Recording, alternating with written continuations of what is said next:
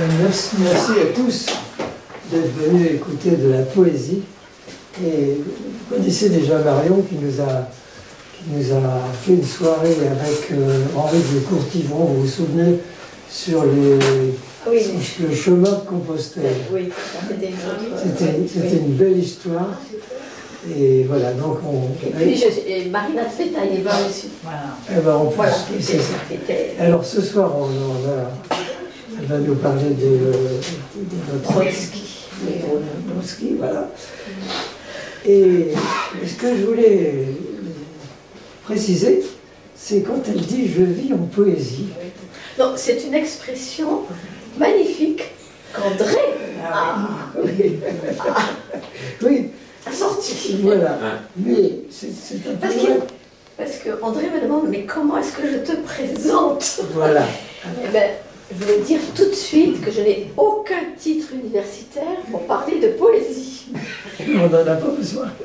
Non, mais l'important c'est le cœur et la son. Vous verrez que ça va se... Il y a un point dans la vie de Brodsky qui justement attire l'attention sur les titres universitaires pour la poésie. Donc la seule chose que je revendique, c'est que j'aime la poésie.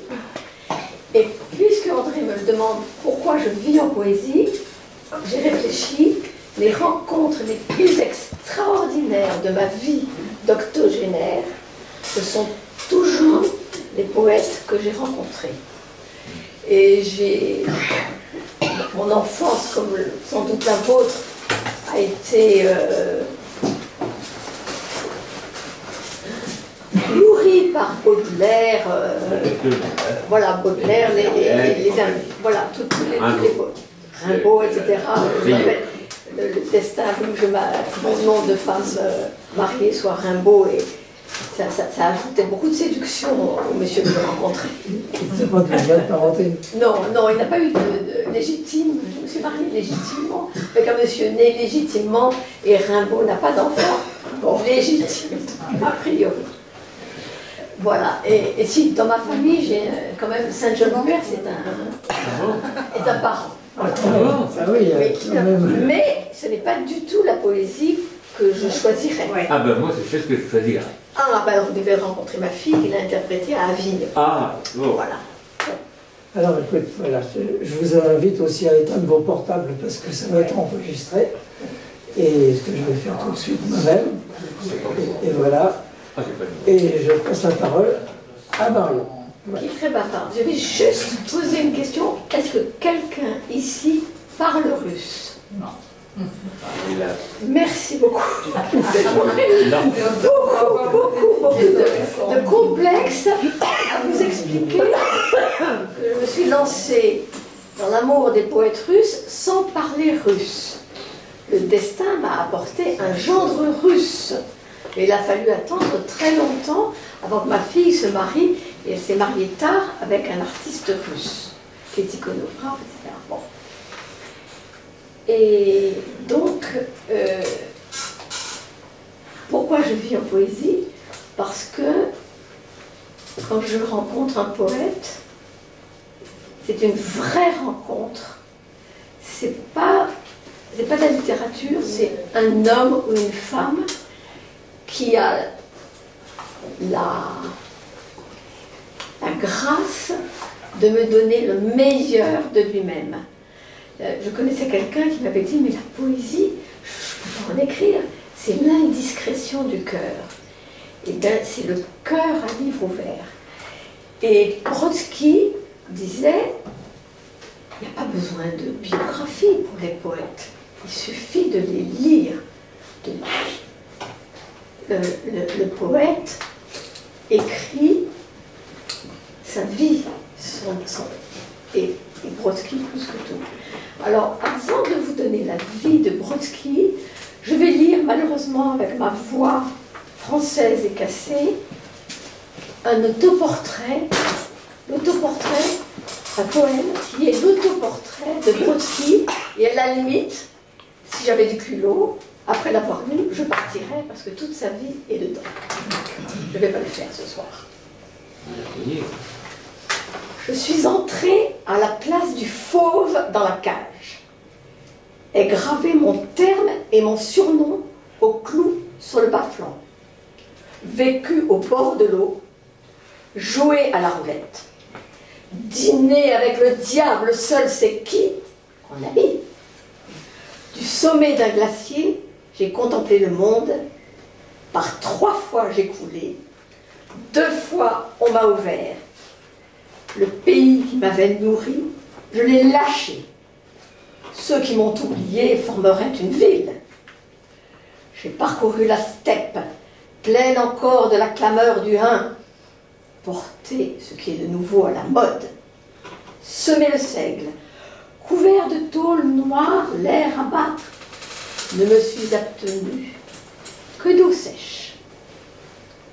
Mes rêves font sa place à l'œil noir d'acier des gardiens.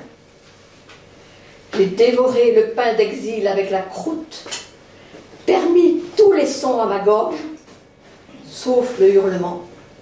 En suis venu au murmure. Maintenant, j'ai 40 ans.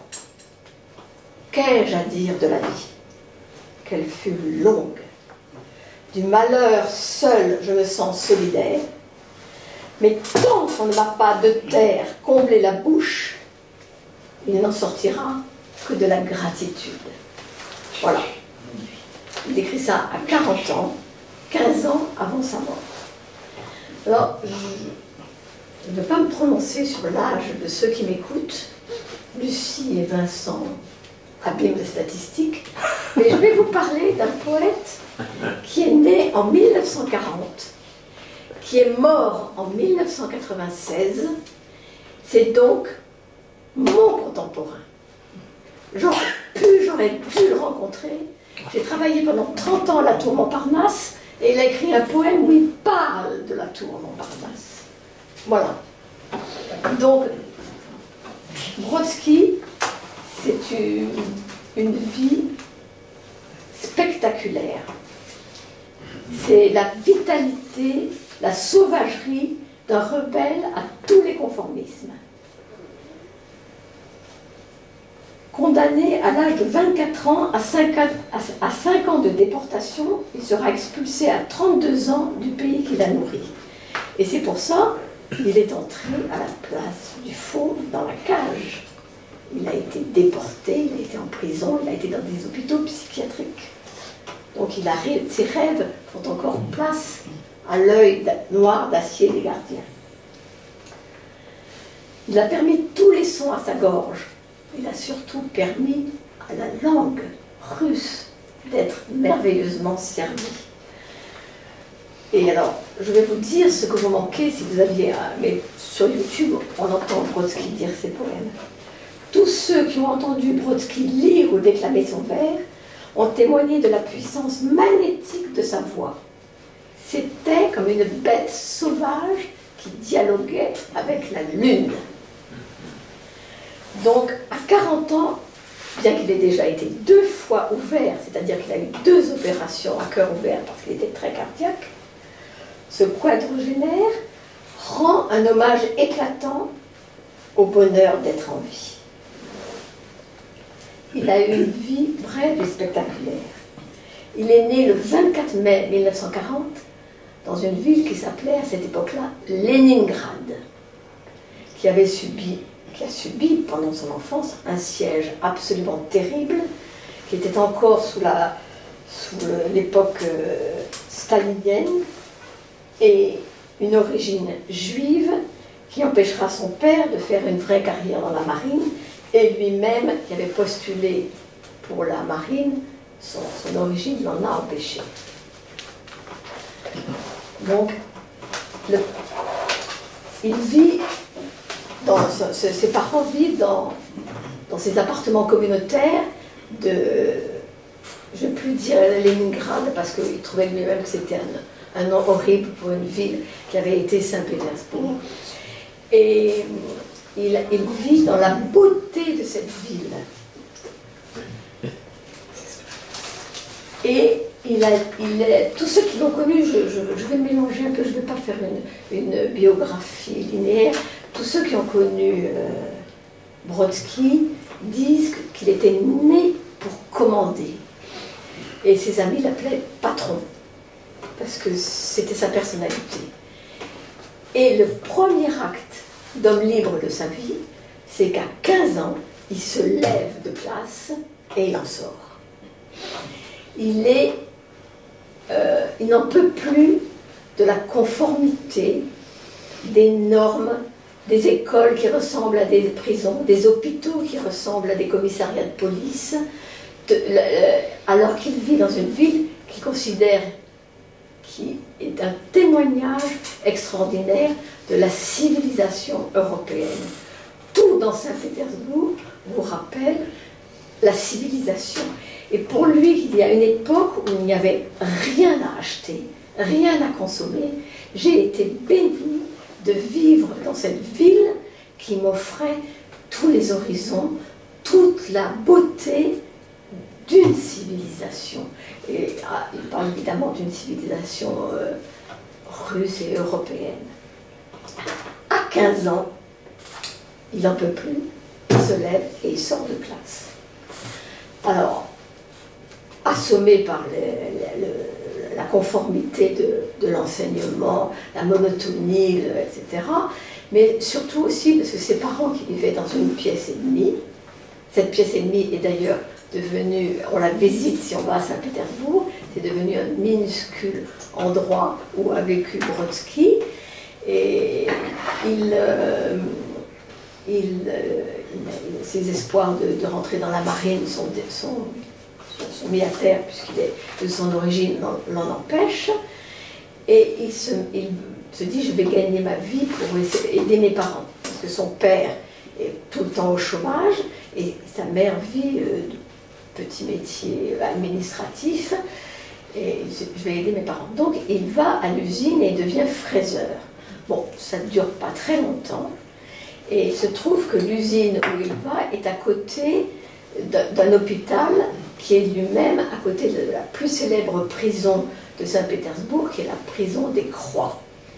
Et là, il se dit, au fond, si je rentre dans un hôpital, peut-être que sur le tas, je pourrais éventuellement m'orienter vers la médecine.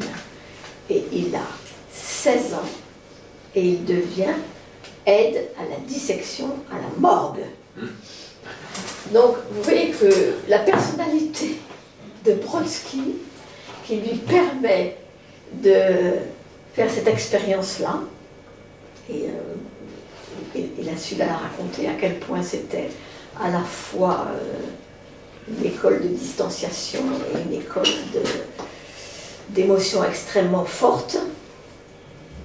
Et puis, bon, il a l'occasion, puisque l'hôpital est à côté de la prison des Croix à Saint-Pétersbourg, de voir les prisonniers qui font leur promenade et de les aider à, il raconte ça longuement, de les aider à envoyer leur courrier.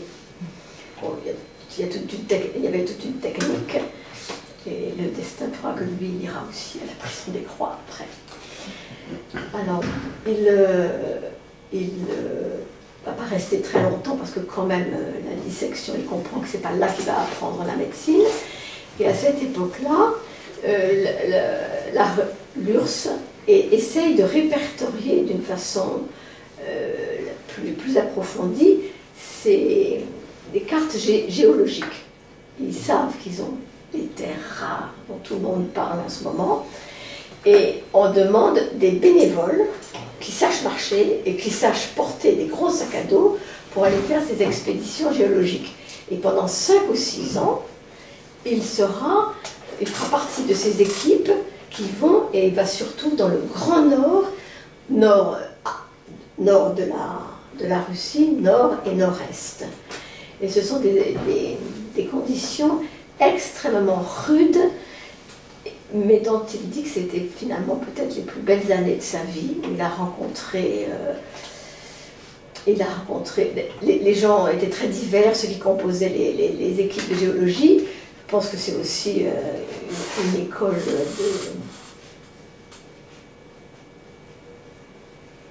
de supporter les conditions les conditions météorologiques de mauvaise nourriture, de dormir, etc. Et en disant, et peut-être que vous le savez, que l'Union soviétique, comme la Russie maintenant, n'a pas besoin de garder les camps où sont les prisonniers, les moustiques s'en chargent. Les moustiques peuvent vous tuer tellement il y a de moustiques et tellement c'est épouvantable pour partir. Et il se rappelle ces années-là en dépit des moustiques. Alors, il a 18 ans quand il commence ses expéditions géologiques. Et bon, les Russes aiment la poésie très naturellement. Leur langue d'ailleurs est tellement belle, tellement musicale. Et dans les géologues qu'il fréquentait, il y en avait un ou deux qui écrivaient de la poésie, parce que c'est presque un passe-temps aussi noble et aussi intéressant que jouer aux échecs en Russie. Il écoute ça, il se dit, je peux faire mieux que ça. Et il commence à écrire des poèmes. Alors, quand il n'est pas en expédition géologique, il rentre à Saint-Pétersbourg ou à Moscou et commence à écrire des poèmes. Et à cette époque où il raconte qu'il n'y avait littéralement pratiquement rien comme à acheter. Il disait, nous ne désirons rien puisque le marché ne nous offre rien. Il participe à des tournois de poésie. Alors, c'est-à-dire, c'est des tournois où les gens improvisent et se répondent en poésie, et tout de suite, il se met à avoir une réputation incroyable. En plus, sa poésie est tellement vive et il a des métaphores qui ne sont pas habituelles, des sujets auxquels il s'attaque. Les sujets auxquels il s'attaque ne sont pas des sujets anti-politiques. C'est autre chose, et tout en utilisant tout en respectant toutes les règles des poésies classiques. Et ça, c'est très remarquable dans la poésie de Brodsky. Parce qu'il y a un amateur de Tsvetaeva ici, et Tsvetaeva, elle bouleversait, une poétesse russe, elle bouleversait complètement la syntaxe, elle ne respectait rien. Et alors il commence à devenir très célèbre. Même il écrit un poème qui s'appelle Les Pèlerins, qui est toutes les beatniks à cette époque-là, c'est les années 60. Et les Russes même commencent, la jeunesse bohème de Russie commence à devenir beatnik. Et il écrit un poème qui sera mis à la guitare, qui s'appelle Les Pèlerins. Et même mon gendre se rappelle, bon, il n'était pas né en 60, il se rappelle que quand il avait 17 ou 18 ans, il a fredonné Les Pèlerins de Brodsky. Alors, ces poèmes sont remarqués par la très grande Anna Akhmatova. Anna Akhmatova, elle est née au 19e siècle, elle incarne, c'était la grande muse de l'époque acméiste en Russie. Elle a été très très célèbre, elle est venue à Paris, elle a été dessinée par Modigliani, et Anna Akhmatova entend parler de Brodsky, elle l'invite, et quand il est adoubé par Anna Akhmatova, alors sa renommée grossit. Naturellement, ces poèmes sont distribués d'une manière clandestine, ne sont pas publiés. Et je crois que les premières fois où elle l'accueille, elle nous dit « Tu es un rouquin, tu te prépares un sacré destin ». Parce qu'elle sent immédiatement la personnalité de ce patron, de ce garçon, dont le premier acte a été de quitter la classe brutalement en plein cours en disant « basta ». Donc, et alors, il a cette participation au tournoi de poètes. Et alors, son nom de Brodsky évoquait aussi, pour ceux qui écoutaient, Trotsky. Comme il était très, très dire très combatif, etc. Les gens croyaient qu'il essayait de réincarner Trotsky, donc ces tournois de poésie se terminaient en bagarre généralisée, et bien entendu, ça attirait beaucoup de monde. Alors, quand Brodsky, tous ceux qui ont connu Brodsky témoignaient de la stupéfiante expérience que représentait sa propre récitation de ses vers, les yeux à demi fermés, un ton assourdissant qui faisait trembler les vitres, une force quasi enragée qui magnétisait le public, le dialogue d'une bête sauvage avec la lune. Alors la poésie de Brodsky était enrichie de ses lectures et de ses traductions, parce que même s'il n'est pas allé à l'école, il a appris l'anglais tout seul, en autodidacte, et il n'arrêtait pas de se nourrir de toute la culture possible. Et l'anglais l'attirait particulièrement, puisqu'il a même avoué, à une époque, il a dit « J'étais persuadé qu'on ne pouvait même pas écrire quelque chose d'idiot en anglais. » Ouais, je crois, oui, il a fait son mea culpa. Alors, il commence donc à faire du bruit et à être connu. Et en fin 1963, il a 23 ans, les autorités commencent à s'énerver un petit peu. Et il y a un article qui paraît dans le quotidien qui fait Leningrad Soir, et cet article déclenchera une série de persécutions pour Brodsky. Je vous donne un petit court extrait de l'article. Ce pygmée juif en pantalon de velours côtelé, cet écrivaillon de poèmes où le charabia ne le cède qu'à la lamentation, au pessimisme et à la pornographie. Et alors j'ai trouvé ici un jeune homme qui va accepter de lire un poème de Brodsky, un poème d'amour. Vous jugerez s'il est pornographique. Ah non, c'est pas ça. Bon. J'étais cela seulement, que tu effleurais de la paume, sur quoi dans la dense nuit d'encre tu inclinais ton front. Très difficile. J'étais tout juste ce que toi, là, au-dessous, tu discernais. Va contour d'abord, beaucoup plus tard des traits. C'est toi ardente qui de dextre de senestre m'a créé de murmure la conque de l'oreille. C'est toi qui, déchirant un voile dans le creux humide de ta bouche, m'as donné cette voix qui t'appelle. J'étais aveugle, simplement. Toi, venant, te cachant, tu m'as offert la vue. Ainsi laisse-t-on une trace. Merci François. Je m'aperçois que dans ma hâte de donner ce poème pornographique à François, j'ai oublié de vous lire quelques quatrains des poèmes que Brodsky avait écrits pendant ses voyages. J'ai une amie qui va partir en Ouzbékistan et il a des instructions pour les voyageurs. Alors, cherchons les instructions pour les voyageurs.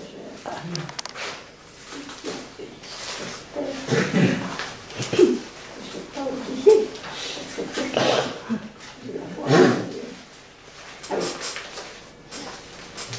Alors, je n'ai pas la voix de Brodsky. Instruction aux voyageurs. Si on te hèle, hé l'homme, reste sourd et muet. Même sachant la langue, n'ouvre pas la bouche. Qu'on ne te remarque ni de face ni de profil. Tu peux simplement ne pas te laver le visage. Et si devant toi, on égorge un chien au rasoir, reste quoi? La cigarette, qu'un crachat l'éteigne. Et pour tes habits, porte du gris. Que ton linge surtout soit couleur de terre, afin d'émousser l'envie qu'on aurait de t'y ensevelir. Si tu fais halte dans le désert, forme avec des pierres une flèche. Éveillé brusquement, tu sauras aussitôt quelle direction prendre. Dans le désert, la nuit, les démons guettent le voyageur. Qui les écoute risque de s'égarer. Un pas de côté, c'est la fin. Esprits, démons, fantômes sont là chez eux. Toi-même, dans le sable bruissant, tu pourras t'en convaincre quand de toi ne restera que l'âme. Personne ne sait rien à coup sûr. Regarde le dos large et massif du guide. Sache que tu regardes l'avenir. Et si tu peux, tiens-toi à distance. La vie tout entière est distance. Distance entre aujourd'hui et demain. Demain, l'avenir. Accélérer l'allure n'est possible que si par derrière on te poursuit, brigand, assassin, passé. Les fleuves d'Asie semblent plus longs que les autres. Fleuves du monde, plus chargés d'alluvions, partant plus troubles. Qu'on y plonge les mains, on ramène de la vase, et celui qui a bu regrette ensuite son geste. Méfie-toi des reflets. Ne traverse le fleuve que sur un radeau construit de tes mains. Sache que le reflet du feu la nuit sur la berge, glissant le long du fleuve, te livrera à l'ennemi. Bon voyage. Alors je reprends le KGB qui a suscité l'article où on le traitait de pygmées juifs en pantalon, écrivaillons de poèmes, etc., pornographe. Cet article s'intitule « Parasite social en marge de la littérature ». Et être parasite dans le pays béni du travail collectif extraordinaire, c'est le pire des péchés. Donc on dépeint Brodsky comme un marginal qui veut s'affranchir des associations littéraires reconnues. Un marginal qui n'a même pas terminé ses études. Il se lève tard, il a des fréquentations douteuses de bohème, oisives. On lui reproche, ces fréquentations le font même soupçonner de trahison. Donc cet article est une dénonciation politique faite pour soulever l'indignation contre un fainéant et un jouisseur. Être accusé de parasite entraînait des conséquences très dangereuses. L'un des signataires de cet article fit un rapport sur Brodsky à l'Union des écrivains, dont le secrétaire général s'appelait Prokofiev. Et ce Prokofiev détestait la jeune génération. Le secrétariat prend à l'unanimité la décision de faire traduire Brodsky en justice. Et il y a un procès qui est devenu extrêmement célèbre parce que ce procès, il y a eu une journaliste qui a réussi à prendre en sténo les premières journées du procès. Et ce procès, il faut que je trouve absolument les premières, sinon c'est grave, les premières, on lui demande, on lui fait décrire son identité, etc. Et la juge lui demande, mais quelle est votre profession? Je suis poète. La juge. Mais qui vous reconnaît comme poète? Qui vous a enrôlé? Où avez-vous étudié la poésie? Et Brodsky répond spontanément, mais personne. Qui m'a enrôlé dans les rangs de l'humanité? Enfin, quelle école avez-vous faite pour être poète? Cela ne s'apprend dans aucune école. Cela vient de Dieu, peut-être. Et alors, naturellement, les premières sténos de ce procès ont été communiquées et c'est dans toute l'intelligentsia européenne et même américaine, tout le monde a compris la persécution dont était l'objet ce jeune poète qui commençait à être célèbre. Et c'est devenu un cas d'école où, quand mon ami a été juge, donc Marguerite, quand un juge se tombe sur quelqu'un qui se met à lui parler du divin et qui l'a enrôlé dans l'humanité, ça met le procès à un autre niveau. Voilà. Donc ce procès très célèbre a fait que l'intelligentsia européenne s'est un peu émue et elle aidera après Brodsky à sortir plus tôt de la sentence. Parce que la sentence, c'est 5 ans d'éloignement, de déportation. Alors ce n'est pas le travail forcé, c'est pas le camp, c'est pas le goulag.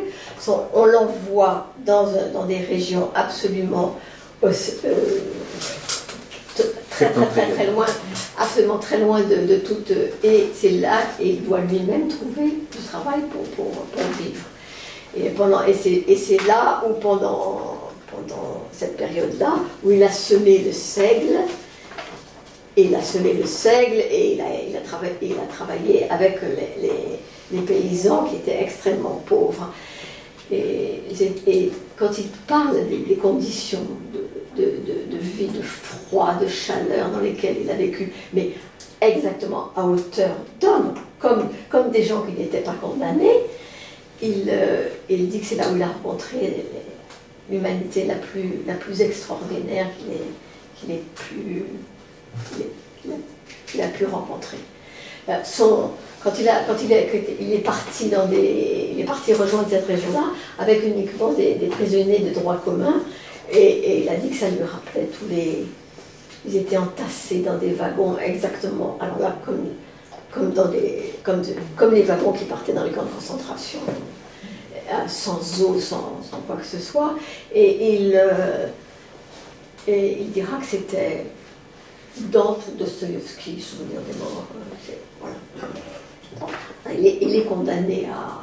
Alors, j'ai oublié de vous dire qu'avant d'être totalement condamné, la cour l'envoie dans un hôpital psychiatrique se faire examiner. Et là, il y est resté 1 mois, et il dit que c'est le mois le plus dur de sa vie, que la prison n'est rien à côté de l'hôpital psychiatrique qu'il a vécu.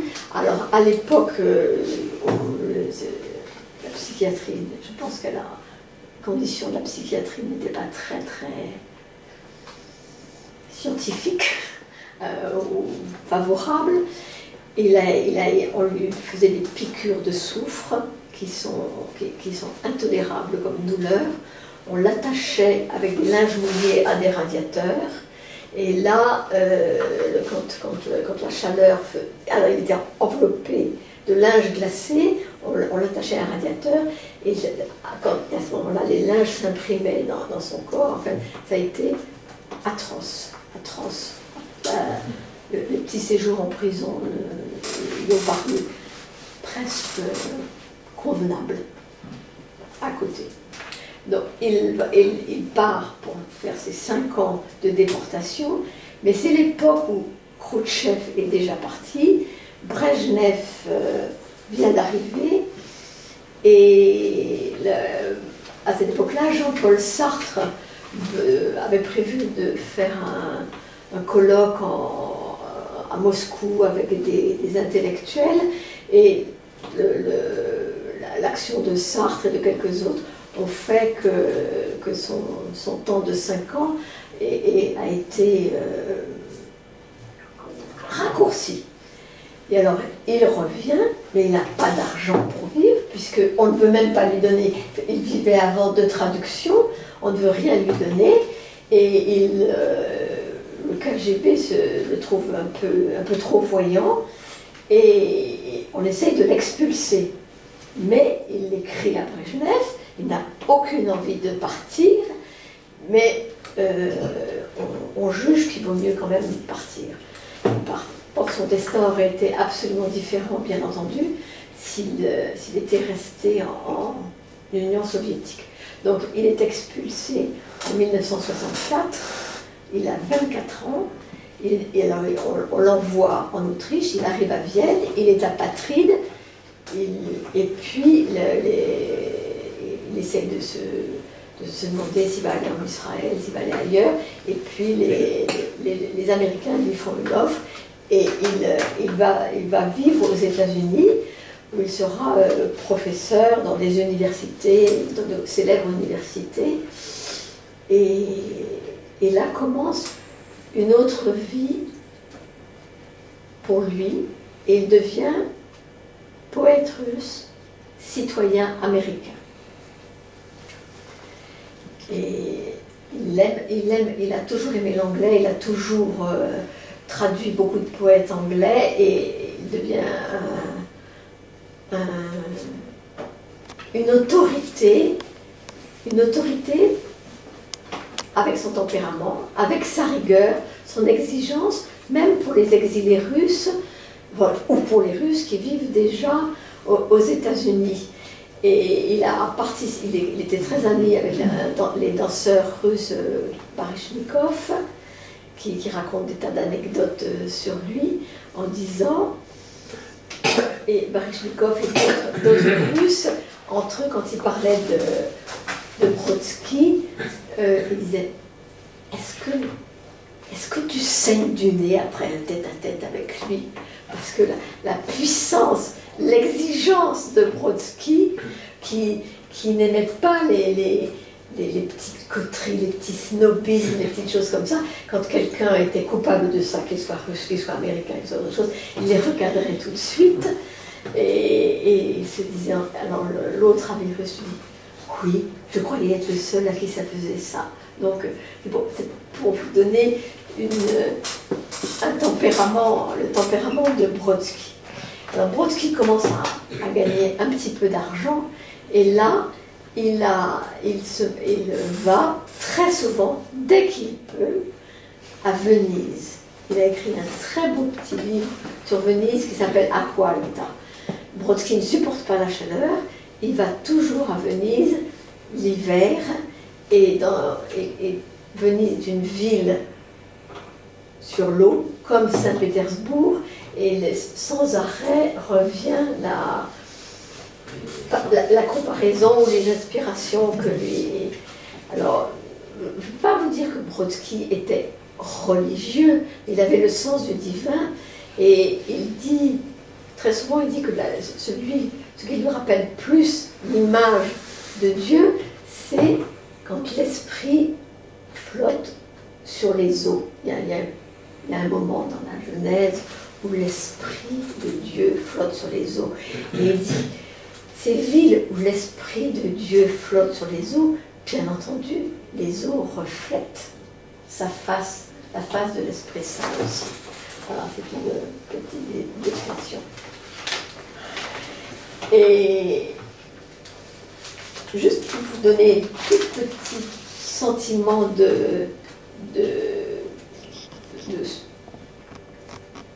c'est un petit poème très très court de Brodsky sur son humanité et ce qu'il pense aussi de chacun. Chacun devant Dieu est nu, pitoyable, nu et pauvre. Dans toute musique, je trouve Bach. En chacun de nous, je trouve Dieu. Ô Dieu, l'éternité, ô bœuf, l'éphémère. Le crépuscule des dieux nous divinise. Essayons de bondir par-dessus le ciel, et peut-être nous retomberons. Nous allons 1000 fois encore être crucifiés, et l'on nous criera que nous pourrissons, et nos blessures nous feront hurler, et nous aurons soif de cadeaux. Chacun possède son temple, chacun attend son tombeau. Fais le pitre, vole, prie, sois seul comme un doigt, ainsi qu'au bœuf la cravache, la croix et l'éternité des dieux.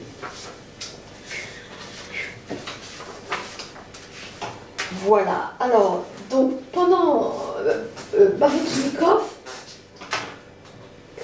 se met il aime parler, il aime le dialogue, il est très exigeant avec ses étudiants dans les universités américaines, puisqu'il ose leur demander d'apprendre par cœur les poèmes qu'il travaille. C'est quelque chose d'insensé. Cette exigence paraît insensée aux autres professeurs américains qui pensent que les droits de l'homme sont abîmés à cause de cette exigence. Mais il donne énormément aux étudiants et à ceux qu'il rencontre. Et puis, il a toujours ce truc, même quand les gens, quand ils voient que la tension commence à faiblir, etc., il se met comme un chaman à dire en russe des vers, et les gens, même s'ils ne comprennent pas, sont magnétisés, se taisent et l'applaudissent. Voilà. Il faudra apprendre le russe dans une autre vie. Il participe, alors je vous ai dit qu'il était très ami avec Mikhail Baryshnikov, un grand danseur, et il participe à l'évasion, enfin au choix de vivre en Occident d'un autre danseur russe qui s'appelait Alexandre Godunov. Et ceux qui racontent cette évasion, lui-même il est très étonné que ce soit lui qu'on appelle au moment où Godunov est à la douane et décide de rester aux États-Unis. Godunov, la femme de Godunov est déjà dans l'avion et les autorités ont fait appel à Brodsky pour savoir s'il pourra accueillir Godunov. Et Brodsky lui-même est très très étonné et il comprend qu'il a été choisi parce qu'il n'est pas un politique. Alors que si on avait mis un politique de quelque nature que ce soit, ça aurait compliqué le choix d'évasion de Godunov. De Godunov. Et Brodsky, alors maintenant, se met à avoir cette vie d'intellectuel et il fréquente beaucoup de poètes et je dois dire qu'il fréquente des poètes que j'aime moi-même. Il fréquente Octavio Paz, il fréquente un poète antillais dont peu de gens ont entendu parler, mais qui lui aussi a eu le prix Nobel et qui s'appelle Derek Walcott, qui était un mulâtre de Sainte-Lucie. Et on peut trouver sur YouTube leur si on parle un peu anglais, leurs discussions, leurs échanges, et c'est passionnant. Alors, tous les gens qui font part de la conversation de Brodsky disent que c'est précieux ce qu'il a raconté sur ses rencontres avec Akhmatova. Akhmatova, cette grande muse, cette autorité morale et poétique, réussissait, qui n'avait pas un sou, qui changeait elle est toujours restée en Russie. Elle a été 3 fois mariée, ses maris ont été en camp en goulag, son fils est resté 18 ans aussi au goulag, etc. Elle était habitée par les uns et par les autres, et elle avait une personnalité qui ne demandait pas de pardonner, mais elle avait une personnalité qui pardonnait. Et il disait que cette personnalité-là attirait énormément de gens autour d'elle, et que d'aller chez Akhmatova, en dehors de cet échange avec cette grande poétesse, ça rendait les gens meilleurs.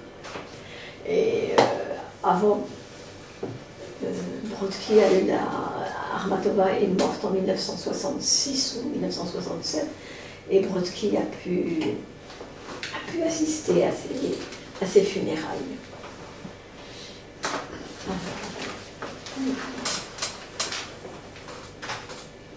Alors, en 1900... Alors, quand il arrive aux États-Unis, il laisse en URSS ses parents, qu'il aime tendrement, qu'il ne reverra jamais. L'Union soviétique interdira toujours à ses parents d'aller aux États-Unis le voir.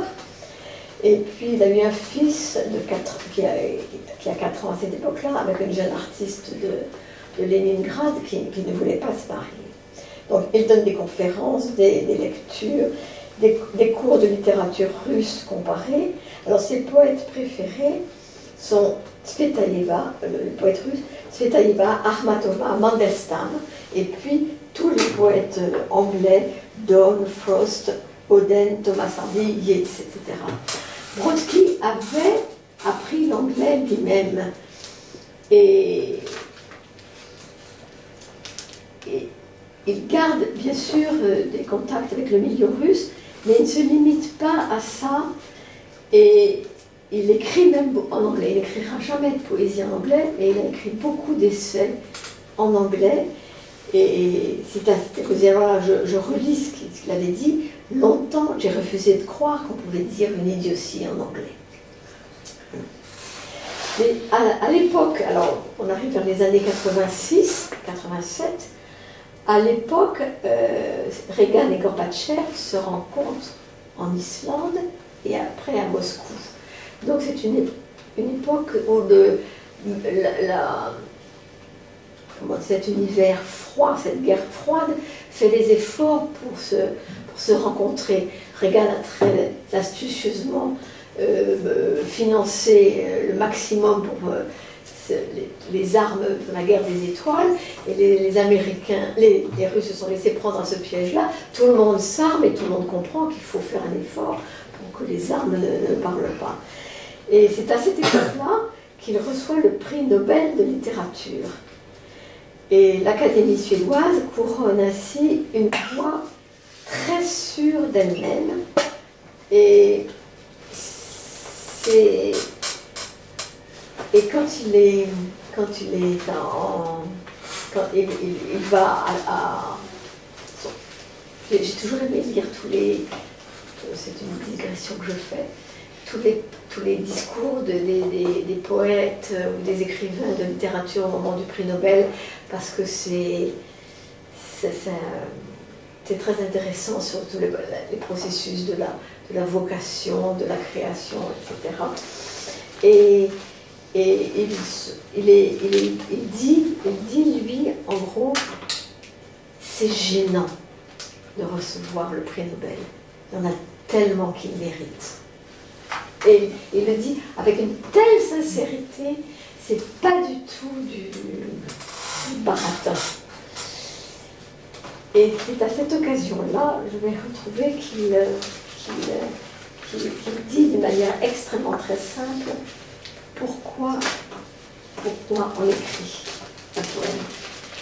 Un homme écrit des poèmes pour toutes sortes de raisons. Pour conquérir le cœur de celle qu'il aime, pour exprimer sa conception de la réalité, pour laisser une trace sur terre. Et pourtant, quand il écrit un poème, le poète écrit parce que la langue lui souffle ou simplement lui dicte la ligne qui suit. Lorsqu'il commence, le poète ne sait pas comment le poème finira. Il lui arrive d'être surpris du résultat, car ce résultat dépasse souvent son attente. Et j'ai très souvent remarqué ça, que les poètes ne veulent pas écrire un poème. C'est le poème est là, et il est là. Et à ce moment-là, ils sont saisis par l'esprit du poème qui passe, et ils le donnent et ils l'écrivent. Brodsky avait une telle exigence et une telle conscience de ce que la langue est un instrument, le mot est presque faible, pour exprimer une civilisation qu'il pensait, mais il le pensait véritablement, que les pays auraient dû être gouvernés par des poètes. Oui. Pour lui, l'Allemagne, c'est Goethe. Et il pense sans doute avec raison, on se souvient plus de Goethe que du roi de l'époque. Oui, qui était-il? Qui était-il? Voilà. C'était après sur les rives de... Alors, donc, si on pouvait résumer la poésie de Brodsky est tellement fracassante, c'est parce que sa devise à lui, c'était pas liberté, égalité, fraternité, c'était indépendance, liberté, solitude. L'indépendance, parce que c'est l'indépendance, quand vous quittez votre classe à 15 ans et que vous allez à la morgue l'année d'après, c'est que vous avez certainement un sacré tempérament. Et il le disait lui-même, il disait « J'ai aimé mes parents, j'ai détesté mon enfance. » Parce que l'enfance, c'est on vous dit ce qu'il faut faire. Et il vivait dans un univers tellement grisâtre, tellement dans une propagande de pacotille auquel les gens ne faisaient aucune attention. Et il disait lui-même, peut-être même pas en plaisantant, il disait, à l'époque de mon adolescence et de ma jeunesse, il n'y avait que 3 libres entreprises permises à chacun. C'était le choix de la séance du cinéma de la semaine, l'adultère ou l'art. Et il témoigne d'une époque où lire était quelque chose de sacré pour toute cette génération-là. Il cherchait des livres, malgré la censure, malgré les livres qui se transmettaient, les manuscrits recopiés indéfiniment. D'ailleurs, pour reparler des gens de cette époque-là, leur mémoire était extrêmement développée, puisque Armatova, pour cacher les vers qu'elle écrivait qui auraient pu être soumis à la censure, les apprenaient par cœur, et tous ceux qui les écoutaient les apprenaient par cœur aussi. Donc les gens développaient la mémoire d'une musique et la mémoire des références. Et donc, la personnalité de Brodsky est incroyable. Alors, il est fragile du cœur quand même, et il meurt à 55 ans d'une ultime crise cardiaque. Et quand il meurt en 1996, la Russie commençait à s'ouvrir, puisque c'était Gorbatchev c'était après Gorbatchev, il y avait déjà eu Yeltsin. On lui demandait, mais est-ce que vous allez retourner? Il n'avait pas envie de retourner, parce qu'il savait qu'il ne retrouverait pas la Russie qu'il avait connue, et qu'il commençait déjà à être assez célèbre. Il était inondé de lettres de jeunes Russes qui voulaient tous être poètes comme lui, et il n'avait pas envie de vivre cette expérience-là. J'en sais rien, on ne peut jamais savoir, mais vraisemblablement, dans le destin fait qu'il meurt à 55 ans, mais il ne serait peut-être pas retourné en Russie. D'ailleurs, quand on voit que Solzhenitsyn lui-même avait hésité, puis après, il est allé en Russie et il est reparti. Parce qu'il ne voulait pas vivre cette Russie nouvelle, même s'ils avaient souffert en Union soviétique. Alors là, il a été enterré il est mort à New York. Il a eu une messe dans une cathédrale orthodoxe, dans une église orthodoxe à New York. Et après, au cours de cette messe d'enterrement, on a laissé la cathédrale résonner de sa voix chamanique avec ses vers. Et il paraît que c'était extraordinaire. Et il y avait une bande enregistrée de Brodsky disant ses poèmes. Cette voix rugissante et magnétique se mit à résonner avec une force incroyable, comme si le défunt refusait encore de se soumettre et partir. Sa voix souhaitait encore être entendue et voulait même être, peut-être, le vainqueur au milieu de tous les poètes. Alors cet homme-là, est beaucoup allé à Venise. Il a épousé peut-être même pas 10 ans avant de mourir, mais moins que ça, une Russe italienne. Et il a eu une fille qui vit encore Et si vous allez à Venise, il est enterré à San-Michele, près de Venise. Ah, enfin, dans un... Alors écoutez, quelle vie! Vivre, naître à Saint-Pétersbourg, connaître la prison, l'hôpital psychiatrique, la vie à New York, prix Nobel de littérature, 55 ans, mourir. J'aurais bien voulu une vie comme ça. Bon, je ne serai pas là. Alors, je vais terminer. Est-ce que je vais me permettre, avant de vous lire le dernier poème, de relire le poème Autoportrait, parce que ça va vous redonner la personnalité de Brodsky.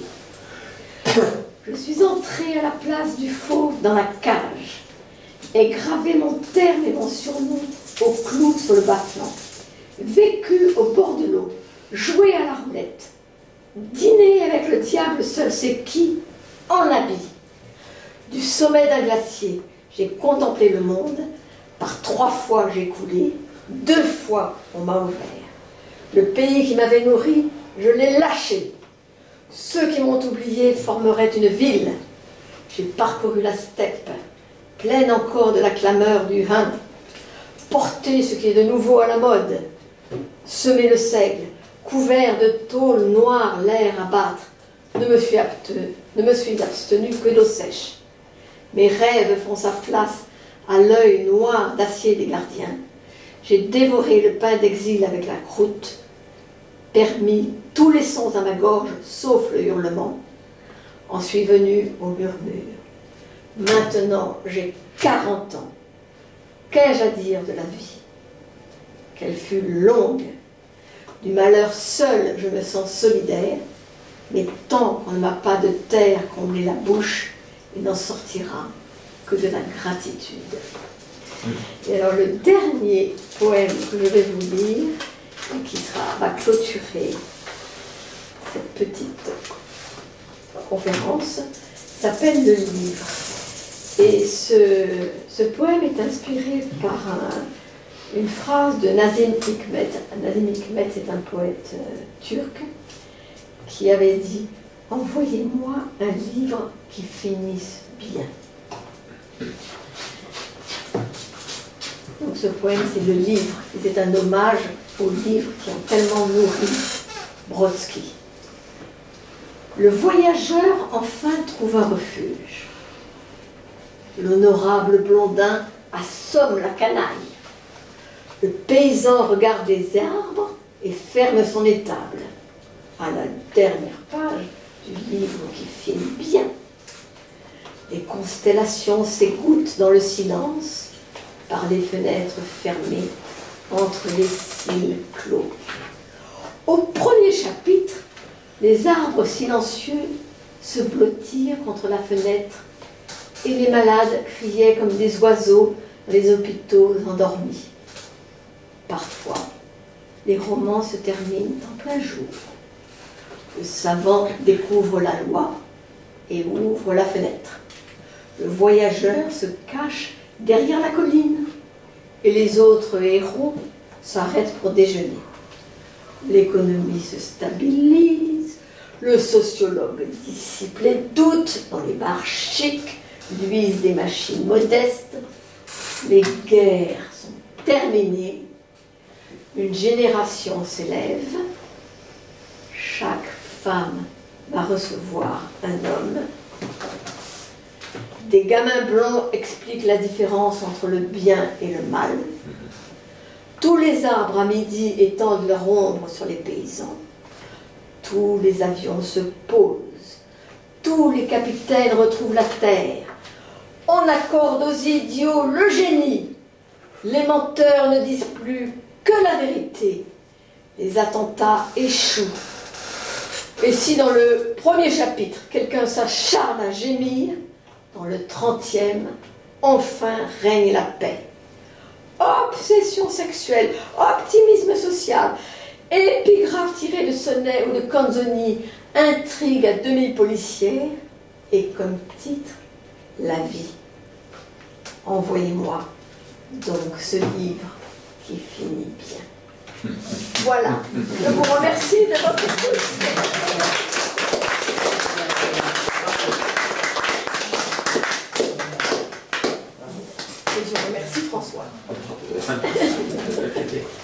c'est. Est-ce que je relis le problème pornographique avec ma La voix de femme pornographie, voilà. Avec ma voix de femme. Le dernier, parce que c'est un poème d'amour quand même. Je peux essayer ce poème d'amour. Intéressant. Et je vous le mets. Voilà, les uns. Intéressant. J'étais cela seulement que tu effleurais de la paume. Sur quoi, dans la danse nuit d'encre, tu inclinais ton front. J'étais tout juste ce que toi, là, au-dessous, tu discernais. Un vague contour d'abord, beaucoup plus tard, des traits. C'est toi, ardente, qui de dextre, de senestre, m'a créé de murmures la conque de l'oreille. C'est toi qui, déchirant un voile dans le creux humide de la bouche, m'a donné cette voix qui t'appelle. J'étais aveugle simplement. Toi, venant, te cachant, tu m'as offert la vue. Ainsi laisse-t-on une trace. Vive Brodsky!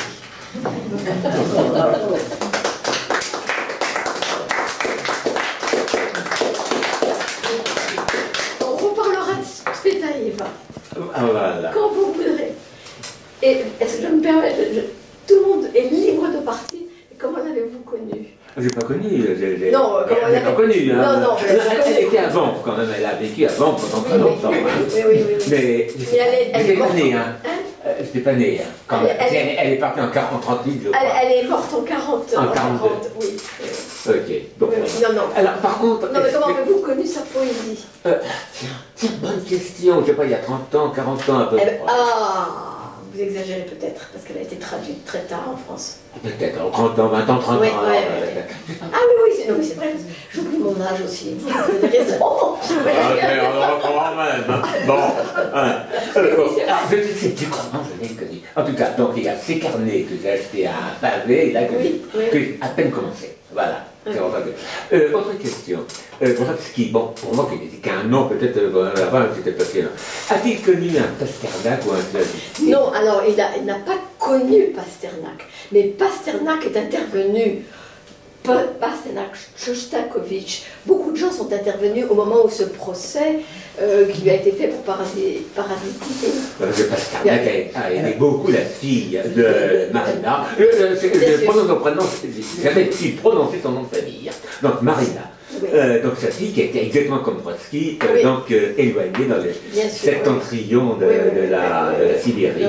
Et non pas prisonnière, mais déportée, voilà, doit gagner sa vie. Un d'avec que Brodsky a fait gagner sa vie également. Qu'est-ce qu'on lui reprochait de procès? C'était quoi? Le parasitisme social. Parasite. Parasite. Un parasite, c'est un parasite quand même. Tu te permets d'écrire des poèmes sans avoir les titres universitaires pour le faire. C'est pour ça que... Et alors je suis très contente parce que Brodsky n'aimait pas les experts. Il aimait les gens. Et il pensait qu'il fallait parler de poète à poète. Et tous les titres universitaires, il était... Bon, même s'il a été professeur, mais il n'aimait pas le... Je pense que... Il y a des professeurs extraordinaires, c'est pas moi qui... J'en ai eu d'extraordinaires. Mais il n'aimait pas le pédantisme. Le pédantisme. Le pédantisme. Oui, des cuistres. Ben, ça, c'est un nom. C'est mon père qui traitait certains poètes dont je ne donnerai pas les noms de cuistres. Voilà. Mais comment il... Oui. Pardon. Voilà. Comment il a pu se faire connaître aux États-Unis? Mais comment alors, mais c'est là justement. Il y a une communauté internationale de poètes. Les grands intellectuels, les poètes américains, d'abord, il les traduisait. Il était très ami avec des poètes Oden, des poètes anglais et américains. Amis, il les traduisait en russe. Puisqu'il vivait de ça. Et c'est là, je vous dis, pourquoi je vis en poésie comme très joliment la vie en trait, c'est parce qu'un poète vous mène à un autre poète. Les poètes ne sont traduits que par d'autres poètes. Et même si, alors, l'éternel problème de la traduction, monsieur parle espagnol mieux que moi, donc il aimait Garcia Lorca. Et les poètes sont toujours traduits par d'autres poètes. Et il y a une communauté internationale.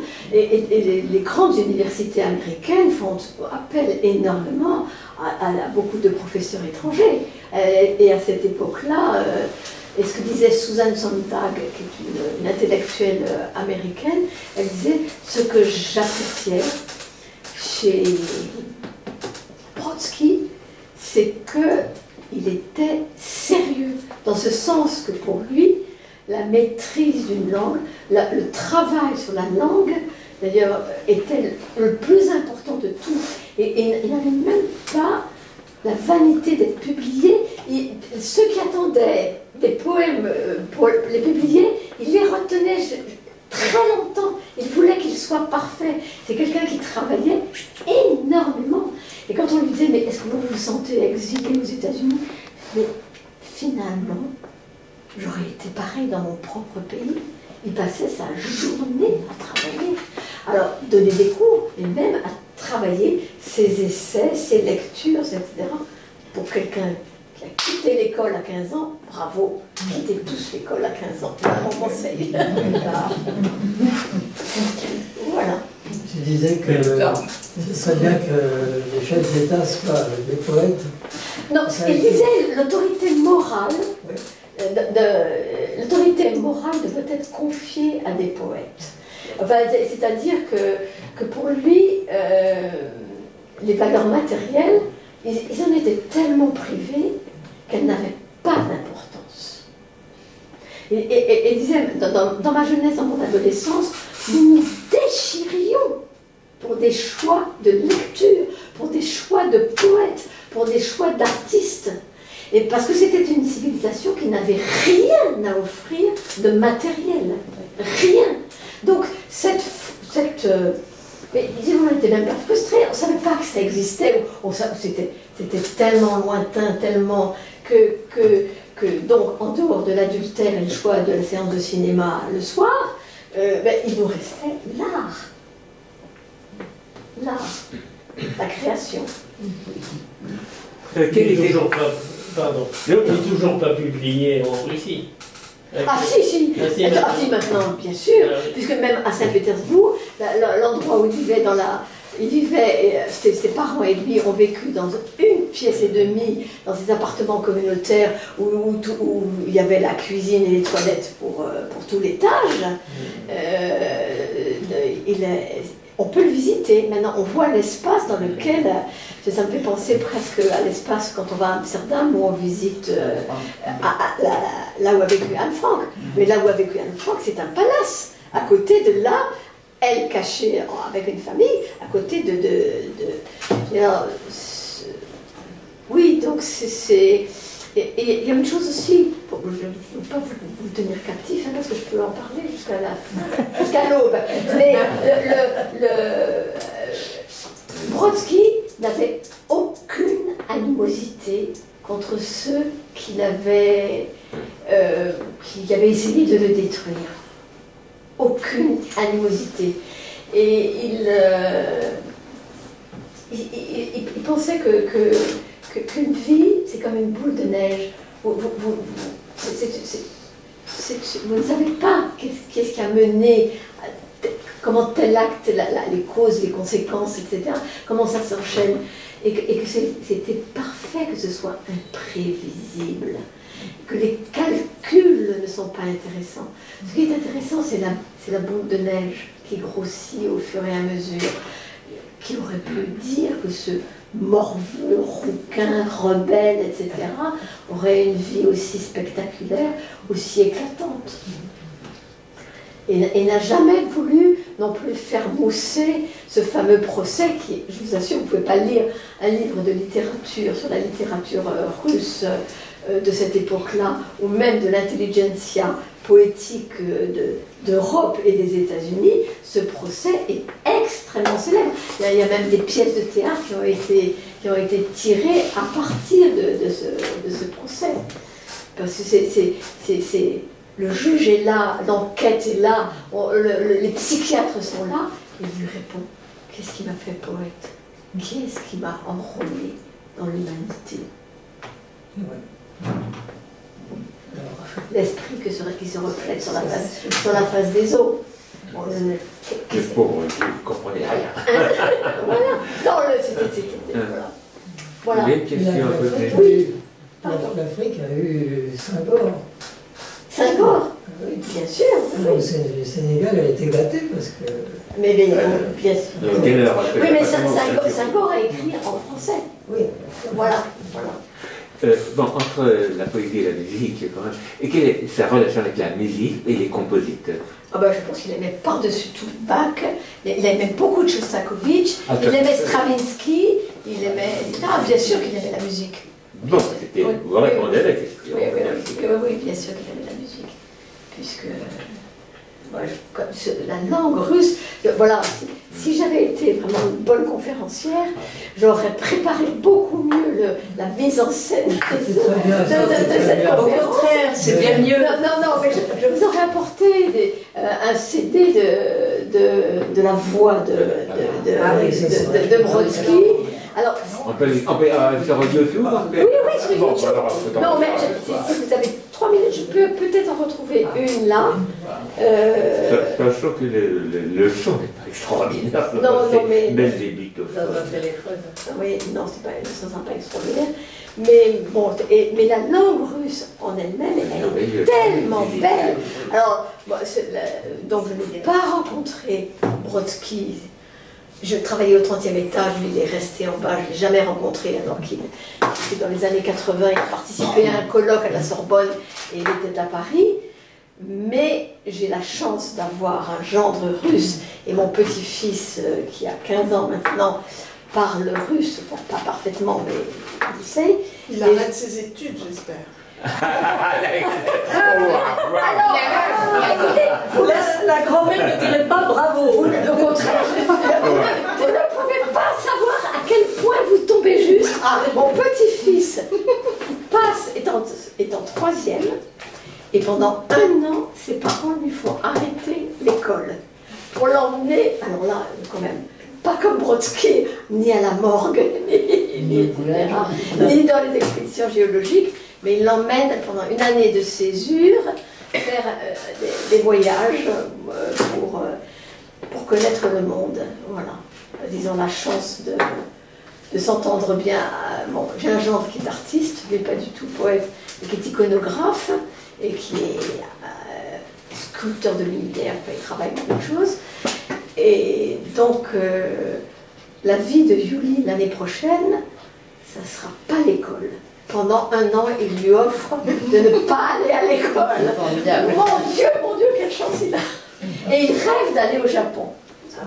Nous avons ici, j'ai une amie auditrice qui est la grand-mère, qui a un fils qui a une japonaise. Il a une belle fille japonaise, et elle a la chance aussi de connaître le Japon. Et le rêve de mes Russes, c'est de connaître le Japon. Voilà. Mais je vous ai coupé, vous alliez dire quelque chose sur la langue russe. Parce que c'est la plus belle. Pour moi, il y a l'italien et le russe. Ah bon, très beau le russe. Je Et trouve l'allemand. Ah oui, alors je vais dire quelque chose, vous allez m'expulser, je n'aime pas l'allemand. La sonorité de l'allemand me déplaît beaucoup. Il me manque, c'est un manque. J'ai beaucoup d'autres manques, je ne vais pas les étaler ce soir. Et voilà. Est-ce que Jean, tu voulais me demander quelque chose? Non. Non. Moi, je suis toujours un peu gêné par les traductions. Ah, mais tu as Je raison. trouve qu'on perd une grande partie. Et alors, Mais bien sûr. on ne garde que le narratif et on n'a pas la Non, musique. c'est faux. C'est C'est faux. ça, la C'est faux. musique. C'est faux parce que lui-même. Et Non. ça dépend des langues. Alors, il y a des langues qui sont plus. Et ça Bien dépend sûr, de la mais bien traduction. sûr. Non, mais bien sûr. Mais à ce moment-là, pourquoi tu lis Dostoïevski en français? C'est pas la même chose parce que Pourquoi? c'est de la prose. Mais non, mais.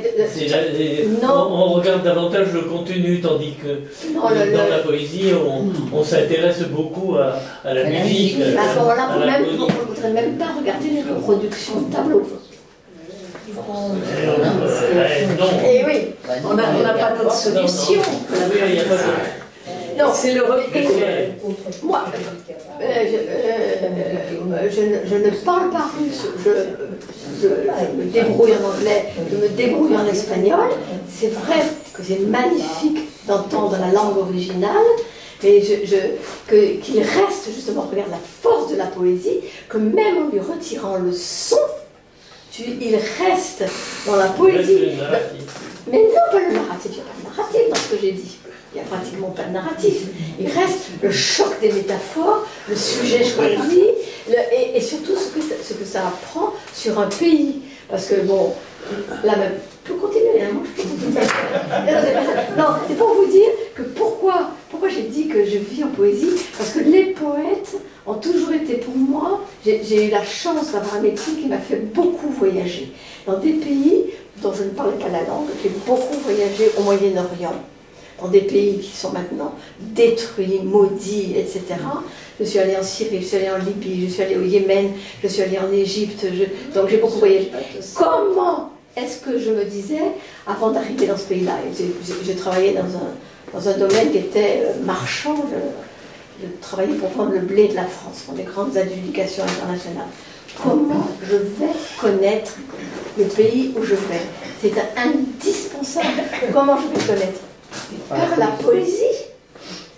Et quand j'arrivais et que les gens avec qui j'avais des conversations, quand je leur disais que j'avais lu, bien entendu, en traduction, leurs grands poètes anciens ou contemporains, et vous ne pouvez pas imaginer la façon dont j'ai été accueillie. Voilà. Parce que, alors, Brodsky disait, la poésie, c'est un accélérateur de la conscience. Et c'est un moyen de connaissance. Voilà. Beaucoup plus que la discrétion du cœur pour les pudiques. Bravo, Margot.